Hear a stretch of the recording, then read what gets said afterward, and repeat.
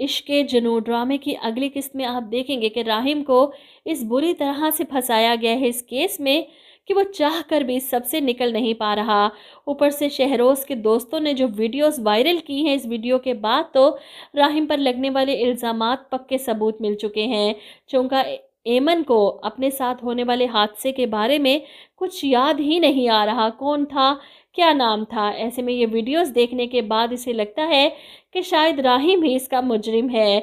Sir पर चोट लगने की वजह से शॉर्ट टर्म मेमोरी लॉस हो चुकी है इसकी, और इन वीडियोस ने इसके दिमाग में कुछ और ही खाका बना दिया है इसके साथ गुजरने वाले हादसे का। वहीं राहिम परेशान अपने मामू के पास जाता है कि पूरा इंटरनेट मेरी वीडियोस से भरा पड़ा है और आपने मामू होने का फ़र्ज़ तो दूर की बात, मेरा लॉयर होने का फ़र्ज़ भी नहीं निभाया। ऐसे में इसके मामू परेशान कि मैं क्या करूं राहिम, एक तरफ तुम हो और दूसरी तरफ।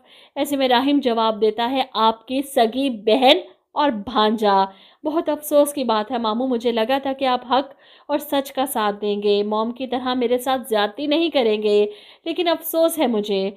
वो गुस्से में नाराज़ होकर वहाँ से चला जाता है। वहीं दूसरी तरफ माहीन अभी भी ये वीडियोस देखने के बाद और भी ज़्यादा बदगुमान हो चुकी है राहिम से। अपने बाप के सामने रोती है, चीखती है कि वो मुझे धोखा दे रहा था, इसने तो रो रो कर बुरा हाल कर लिया अपना, यहाँ तक कि सर पकड़ती है और वहीं पर बेहोश होकर गिर जाती है। इधर आप देखेंगे कि जमाल घर आता है अपने मामू को राज़ी करने के लिए कि हमें एमन को लेकर पुलिस स्टेशन जाना होगा ताकि वो अपने मुजरिमों का नाम बता सके, इन्हें पकड़वा सके। जिस पर जमाल के मामू कहते हैं कि हमारे यहाँ इंसाफ सिर्फ अमीरों को मिला करते हैं, गरीबों को तो सिर्फ धक्के मिलते हैं।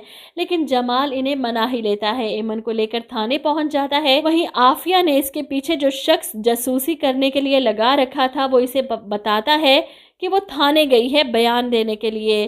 तो आफिया पहुंच जाती है फ़ौरन इसे समझाने कि तुम्हारा मुजरिम राहिम है, तुम्हें जवाब देना होगा, राहिम को बताना होगा इसे कि तुम कमज़ोर लड़की नहीं हो। ऐसे में एमन परेशान कि आप राहिम सर की इतनी मुखालफत क्यों कर रही हैं, जिस पर आफिया झूठ कहती है कि राहिम के कहने पर ही तो तुम्हारे साथ ये सब हुआ, इसी ने तो अपने दोस्तों के साथ मिलकर तुम्हें ट्रैप करने की कोशिश की थी, तुम्हें याद नहीं कुछ भी।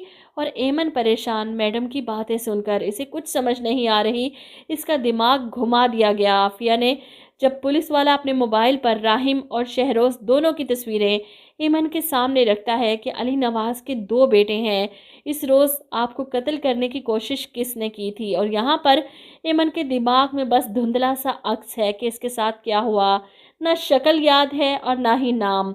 ऐसे में मैडम ने जो नाम इसके सामने लिया था वो वही पुलिस वाले के सामने बोल देगी कि राहिम सर ने मेरे साथ गलत किया, वही कसूरवार है। और यहाँ पुलिस विक्टिम का बयान सुनने के बाद राहिम को अरेस्ट करने पहुंच जाएगी। आफिया जो चाहती थी वही हुआ। एमन ने पुलिस वालों के सामने राहिम का नाम ले लिया, इनका बेटा शहरोज़ बच गया। और यहाँ पर वो खुश हो जाती हैं ये सुनकर कि अब पता चलेगा मुझ पर उंगलियां उठाने वालों को। अपने मकसद में तो वो कामयाब हो चुकी, अपने बेटे को बचा लिया लेकिन राहिम को फंसा दिया। वो बेचारा तो अपनी बेगुनाही का यकीन भी नहीं दिला सकता क्योंकि एमन ने भी तो इसी का नाम लिया है।